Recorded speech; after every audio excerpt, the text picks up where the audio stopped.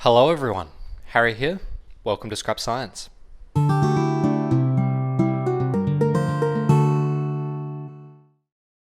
Today we've got a big exciting project to work on, and the reason it's so exciting is if we cast our minds back a few years ago, I made a couple of videos about chlorate cells. Specifically, I showed a couple of setups and procedures for the generation or the synthesis of sodium chlorate and potassium chlorate by electrolysis. Now these things are definitely very popular. They are some of the most viewed videos on my channel. And the reason for this is that chlorates are actually quite useful in chemistry and pyrotechnics and things like that. And it's a really interesting process because you start with such a common material, that is sodium chloride, and then all you need to do is electrolysis, and you can make a very pure, very powerful oxidizer. Now so far, I've only worked with chlorate cells, and chlorate cells just involve the oxidation of chloride ions into hypochlorite ions, and then further oxidation into chlorate ions. But if you know your halogen chemistry to a high school level, you'll know that there's another ion that we could get by further oxidizing the chlorate ion. That is, of course, perchlorate. It should come as no surprise then that it's possible to build cells, electrolytic cells, that instead of just oxidizing chloride into chlorate, they can do something like oxidizing the chlorate into perchlorate. This, once again, is a very popular idea. People really like making perchlorate cells, or they like the idea of making perchlorate cells, and it really gets lumped in with the popularity of chlorate cells for the same reasons. Now, despite people asking me for years to make a video on perchlorate cells, I haven't done it. And the reason for that is that perchlorate cells are actually really difficult to set up, design, and run. A chlorate cell is as simple as just taking a solution of sodium chloride and then directly electrolyzing it with something like an MMO anode. With pretty much no extra setup, you will oxidize chloride ions all the way to chlorate ions. However, going that extra step from chlorate to perchlorate can't be done with such a simple anode choice. Instead, people tend to use platinum or lead oxide anodes. And in both cases, you have to be pretty careful with your anodes because running the cell incorrectly can damage them and waste a lot of your money. Additionally, it's generally unfeasible to build a cell that will go directly from chloride all the way to perchlorate. Instead, people normally build a chlorate cell first, using something like an MMO anode, and then using the chlorate product as the starting material for the next stage, they'll build another cell that will go to perchlorate. Suffice to say, there is a lot of information and a lot of things to think about when running a perchlorate cell. I haven't made a video about them, first of all because they're difficult, but second of all, there really aren't that many videos on YouTube explaining how to run a perchlorate cell or the design of a perchlorate cell. And that, I think, comes with a lot of responsibility because this is such a popular idea for a project. So I want to make it very clear from the start. At this stage, this is not a comprehensive guide to building, designing, or running a perchlorate cell. This video is instead a documentation of me trying to dip my toes into the world of perchlorate cells by building the most ideal perchlorate cell I can think of. As you can probably guess from the title, what I've done is I've bought and ordered the ideal materials to build the best perchlorate cell, the one that requires the least amount of maintenance, and effectively the widest margin of error for running the cell. I've gone all out. We'll talk more about this in a bit, but what I've got here is an H cell. We've got a boron-doped diamond electrode, naphthalene membrane to split the half cells of the electrolysis setup, Teflon lids, and absolutely everything to make things run smoothly enough that we really don't see any reason for it to go wrong. In the future, I will make another perchlorate cell video going over actually how to build one practically. But for now, we're going to start with the ideal setup where we think nothing can go wrong, and then slowly work our way towards more practical designs. Anyway, with all that out of the way, let's talk through the setup. Our cell design starts with this. This is an H cell. It's called an H cell because effectively the two chambers and the connection between them make an H shape. I'm using one of these because normally when people run perchlorate cells, they're doing it in a single cell, so it's not divided. And what they end up having to worry about is the back reduction of their perchlorate product on the cathode. In a setup like this, all of the oxidized products that are formed on the anode stick around in the half cell that the anode sits in. To separate our two half cells, what I've got over here is a small piece of naphthalene membrane. I've got a preconditioning in this solution of sodium chloride. Maybe you can't see it all that well, but it's just a very visually inconspicuous piece of plastic, but it is a very impressive material in that it is conductive to positive ions. So specifically, in our setup, sodium ions can be conducted through this material, but basically nothing else can. Again, this is what will keep our perchlorate ions in the anode chamber where we want them to be. The H cell comes with these nice PTFE lids. The cell conditions will be quite nasty, but this is very ideal for handling it. For our electrodes, we have a nickel cathode. I've folded it to make a nice high surface area here. There's not really anything special about that. That will just be reducing water to hydrogen and hydroxide ions. And then as our anode, and this is the real expensive part of the cell, we have a piece of boron-doped diamond. I talked about this electrode in a previous video and all of the amazing things that it can do. This electrode material is extremely special in the fact that when we use it as an anode, it is able to successively oxidize chloride ions all the way to perchlorate ions. As I may have mentioned before, that's something that pretty much no other anode material can do without severe degradation. What I've done to turn it into a usable electrode is just taken a strip of titanium metal. I've got some titanium bolts, nuts and washers, and it's fixed onto this titanium strip. This is the real expensive part of this cell. I've never seen anyone else use a boron-doped diamond anode like this, and probably you haven't either, so I'm quite excited to actually put this on YouTube. Anyway, the cell setup is going to be as simple as whacking the naphthalene membrane in there. We'll fill up our cathode chamber with some sodium hydroxide, and then in the anode chamber, we're just going to put a saturated solution of sodium chloride. And with the connections all made, boron-doped diamond positive, nickel negative, we have a saturated solution of sodium chloride with a little bit extra to make up 40 grams of sodium chloride that will hopefully all be turned into sodium perchlorate by the end of this. And then again, we've just got our sodium hydroxide solution in the cathode chamber. When I turn things on, I've got things set to 5.5 volts. Hopefully we'll see some current flowing through. Yeah, hey. That's nearly 1/4 of an amp, so that's actually a bit better than what I was expecting.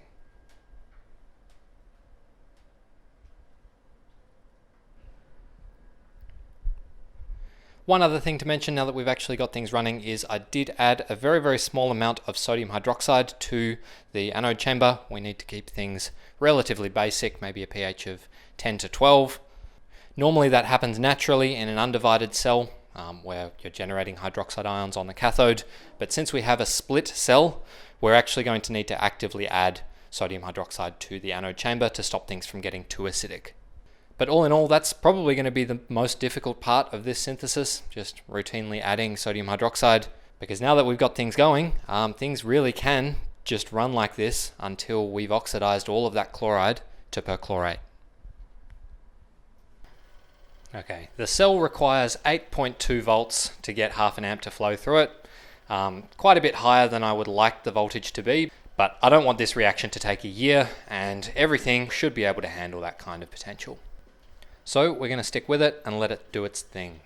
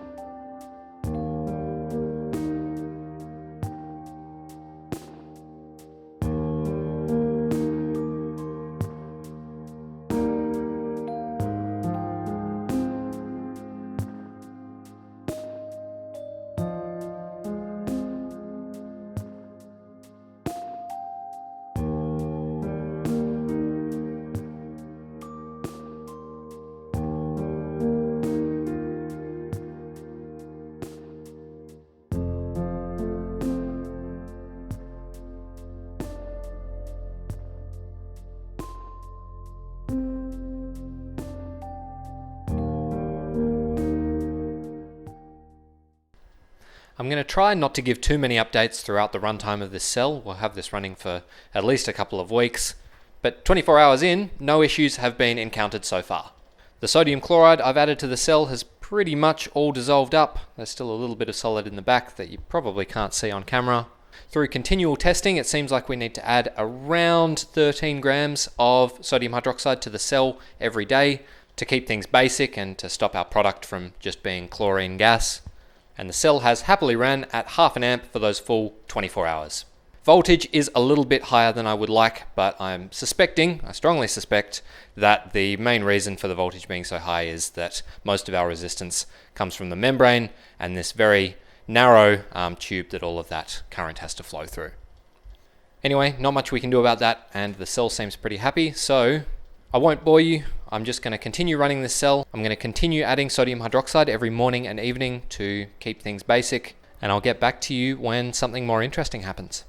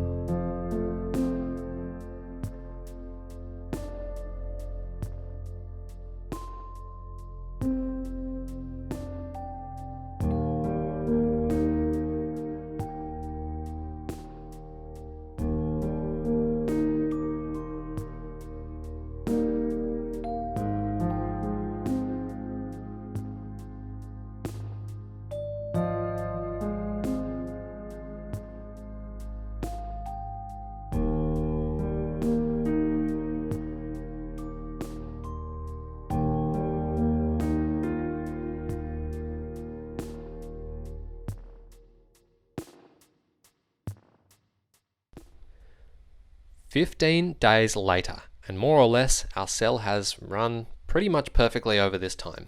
The electrodes have not fallen apart, the membrane has not developed any puncture holes or anything like that, and we can hopefully assume that our chloride ions have been successively oxidized from chloride to hypochlorite to chlorate, and maybe just now to perchlorate. At the current I'm running the cell at, 0.5 amps, I've calculated that at 100% Faradaic efficiency, assuming the 9-electron process of converting chloride to chlorate, see my video on chlorate cells if you want to know more about that particular concept, the complete conversion of chloride to perchlorate should take 17 days. So since we've run it for 15 days, we definitely haven't converted everything. That would be impossible, but we're reaching the point now where we might start to actually see some perchlorate in solution. So while I do plan on having this cell running for at least another week, I think now is the perfect time to do a little quick test to see if our cell is working and whether we've actually generated any perchlorate in the cell yet. Testing for perchlorate is actually a pretty easy thing to do. We can use a solution of methylene blue that I have here, a 1% solution in water. What this does is it forms a purple complex with the perchlorate ion, and the observation of the blue color of this solution, you can see it's extremely blue, to the purple color of the perchlorate complex is a very selective test for the perchlorate ion. Lined up here, I have a solution of sodium chloride, a solution of sodium hypochlorite, a solution of sodium chlorate, and finally, some solution from our cell. What we expect, or what we at least hope to see, is that when we add just a single drop of methylene blue solution to each test tube, the first 3 will stay blue because none of them have the perchlorate ion in them, and then maybe we might see a purple precipitate form on the last one there. If we do see some kind of precipitate in the last one, we can be pretty much certain that we have now started generating perchlorate in our cell.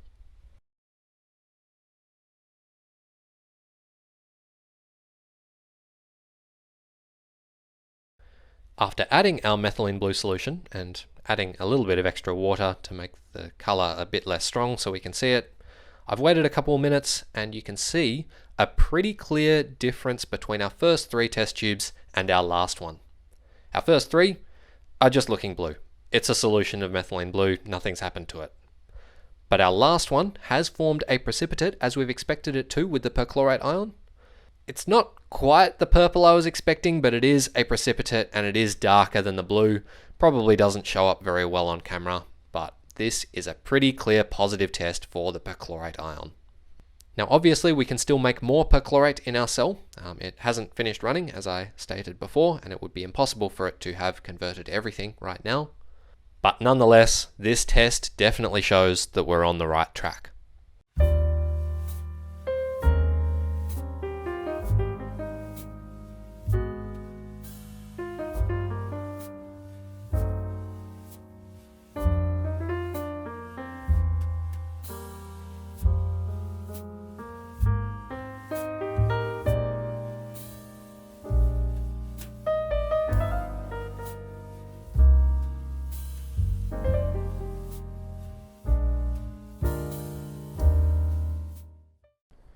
"21 days after starting our electrolysis of this sodium chloride solution, or at least sodium chloride solution in the right-hand chamber, I've called it, alright? I've stopped the cell. We were detecting perchlorate a week ago, and now after another week of electrolysis, we should have just about fully converted everything into perchlorate in the anode compartment, or at least as close as we can get to full conversion.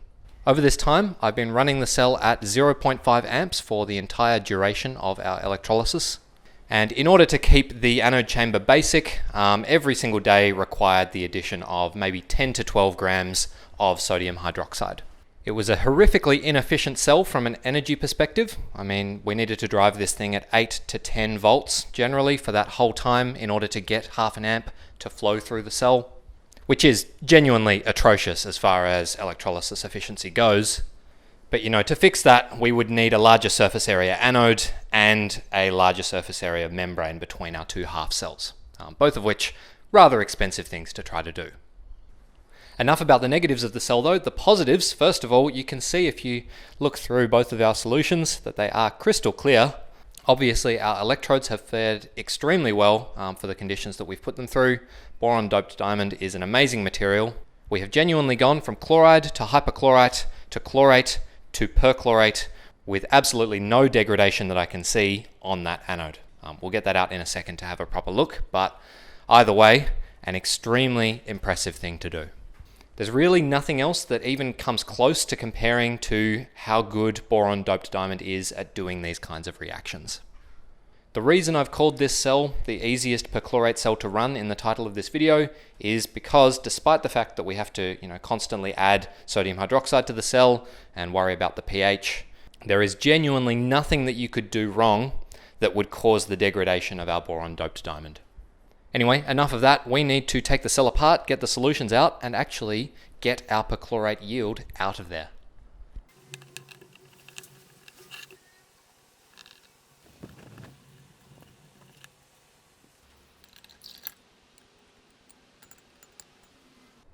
If we first look at our electrodes after our 3 weeks of electrolysis, we will find, first of all, our nickel cathode is basically exactly as we'd expect. It's a piece of nickel. It's really good at generating hydrogen from high pH conditions, and that's exactly what it's been doing these last 3 weeks. So no issues there, no oxidation. It is just a piece of nickel.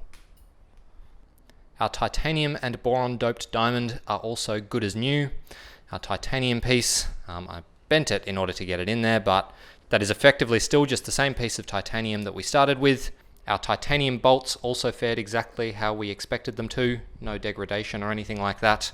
And our boron-doped diamond, which is a nightmare to film because it's pretty much completely black, is completely untouched by the reaction. Absolute pleasure to work with this material. Next, let's disassemble the cell itself. I'm interested to see how the Nafion did. The cell itself is made of glass, of course, so that's not going to be damaged at all. But if we take a little seal here, our Nafion is still in there and it held up. But let's see if I can get this apart. Yep. Coated in some kind of precipitate, but that wipes right off.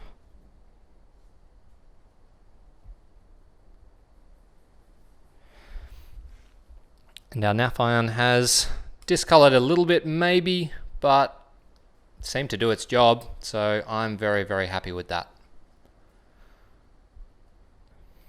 Again, a kind of difficult thing to catch on camera. Finally, we have our products from the cell. On the left here, we have our sodium hydroxide that was made in the cathode compartment. In fact, there's a lot more sodium hydroxide solution that was made, because all up, we did add hundreds of grams of sodium hydroxide to the cell as it was running. So 100 milliliters of water really can't handle that much sodium hydroxide being taken up. So yes, what I had to do, as a little bit of extra information, is pipette out the solution occasionally from the cathode compartment and pipette back in some distilled water in order to actually dissolve our sodium hydroxide as we were generating it. Anyway, that's the boring part of the cell. The exciting part, of course, is the anode chamber, which is where we should have all of our perchlorate ions in solution. We started with sodium chloride, 40 grams, and now hopefully all of that, or as close as we can get it, has converted into sodium perchlorate. To get the perchlorate ions out of our solution is normally a really easy job. What most people would do is just take some potassium chloride and do a double displacement reaction to produce potassium perchlorate. Potassium perchlorate is really quite insoluble, so this is a really easy way to get perchlorate out of a cell.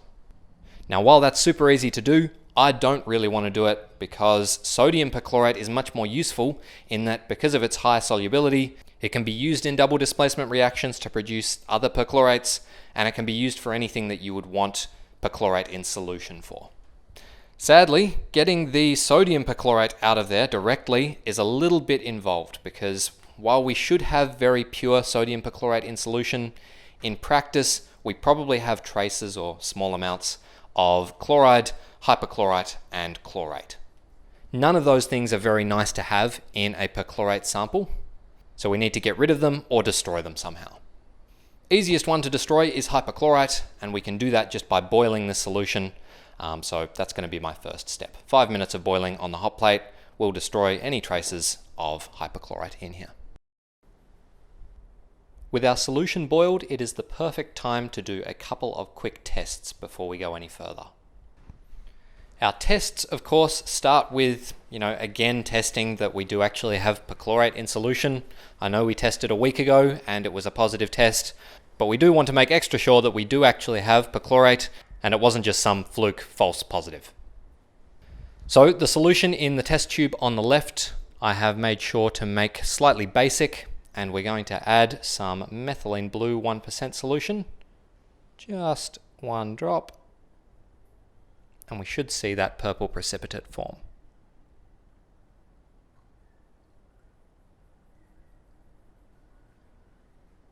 Yep, that's pretty purple to me. For our second test, I have slightly acidified our perchlorate solution, and I'm going to add 1 drop of a 1% solution of indigo carmine, or carmine. I don't know how to say that word. I've never heard anyone say it out loud, and I could look it up, but I don't care all that much. Indigo carmine, indigo carmine. We're going to add it to solution, and what this will detect is, indigo carmine is a redox sensitive indicator. What I'm using this for is to detect any chlorate in solution. What we expect to see when we add a drop of indigo carmine to solution is that it will go from blue to a very light yellow if there are oxidizers present. So if there is leftover chlorate in solution, which we are expecting, we should see a color change from blue to yellow. The color change from blue to yellow doesn't actually occur in pure perchlorate solutions because perchlorate ions are actually extremely kinetically inert despite their high oxidizing capabilities. Anyway, 1 drop, let's add that.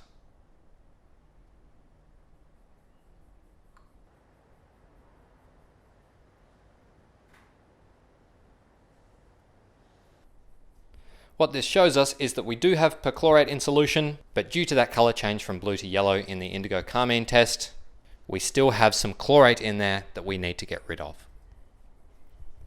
To remove chlorate from our solution is a little bit more involved than removing the hypochlorite, but it is an essential thing to do because most use cases of perchlorate absolutely can't have any chlorate in there.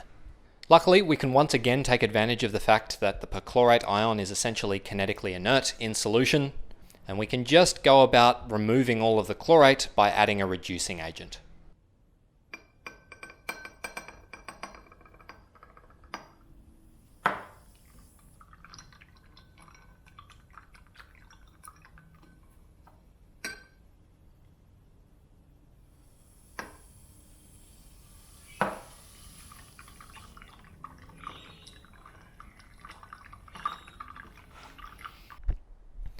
And yes, now that we've added 20 grams of sodium metabisulfite to the bulk solution, we have a negative test from the indigo carmine.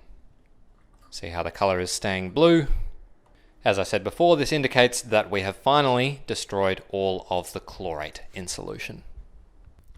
After all of that separation and testing, we're left with this solution. We have removed all of the hypochlorite ions by just simply boiling the solution, and we've removed all of the chlorate ions by reducing them with metabisulfite.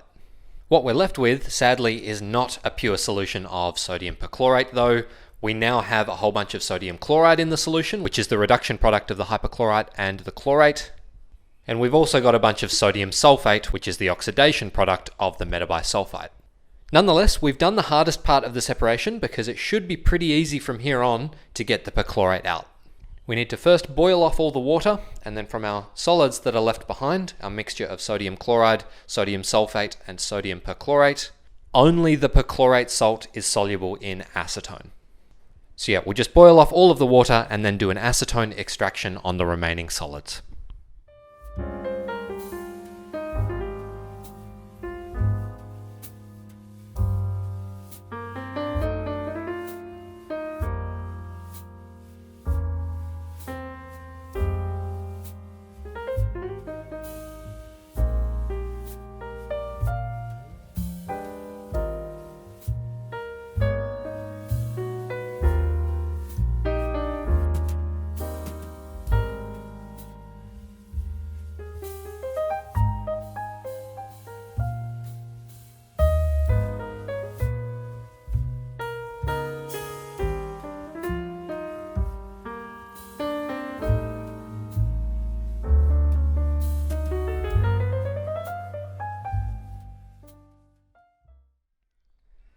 After all of that work, we've finally done it. This is 40.5 grams of our sodium perchlorate product extracted from acetone. I've put it in this flask. I tried to be really quick because effectively by extracting it with acetone, we've got the sodium perchlorate in the anhydrous form, which is very hygroscopic. You can see it sticking to the walls of this flask right now. But yes, that is it. Sodium perchlorate made using a boron-doped diamond anode in a membrane electrolysis cell. Before we leave the video with some closing remarks, let's do a couple of quick tests to make sure what we have is actually pure perchlorate. I'm not going to make any pyrotechnics to test it with because I'm not a pyrotechnics guy, but there are at least a couple of chemical tests that we can do. First, we have the old methylene blue test again. So if we get out just a little bit of our sodium perchlorate and then add a classic drop of methylene blue to solution, you can see it immediately forms that purple precipitate we were seeing before in our earlier tests. Really not much else that can do that, so that is a definite positive for perchlorate in solution there. And then another test we can do for the purity is if we just get a bit of our solid like we've got here, if I add just a couple of drops of concentrated hydrochloric acid, if there's no reaction over the next couple of seconds, we can be confident that we don't have any chlorate contamination. Chlorate contamination is a big deal, as I've mentioned before. So the fact that that one drop of hydrochloric acid did not produce some kind of nasty reaction with our sodium perchlorate product is a really good sign. That's a negative for chlorate contamination. But yeah, that is it. This is our 40 or so grams of sodium perchlorate that we made by electrolysis from the starting material of just regular old sodium chloride. There's not all that much I want to say at the end here. First of all, the yield could have been slightly better, I think. The main reason we didn't hit nearly 100% efficiency is because we weren't able to actually buffer a pH between like 9 and 12, which would have been ideal for running the cell. Instead, we had to keep adding gram quantities of sodium hydroxide to the cell in order to keep it basic, but that pushed the pH really high and led to a whole bunch of oxygen evolution on the anode, which was a side reaction that diminished our efficiency. All in all, we may have used a very fancy setup and very fancy electrodes to get this done, and I don't expect anyone to have any desire to copy this procedure due to the costs of the electrode materials, the membrane, and the cell itself. But this is a starting point of sorts for scrap science doing perchlorate cells. We've started with a cell that uses the most ideal conditions and materials that I can think of, and then eventually we will come back to this whole project of making perchlorate, trying to use a simpler, cheaper cell. But for now, I'm left with this product, you're left with a video that I hope you enjoyed watching, and until next time, see you later.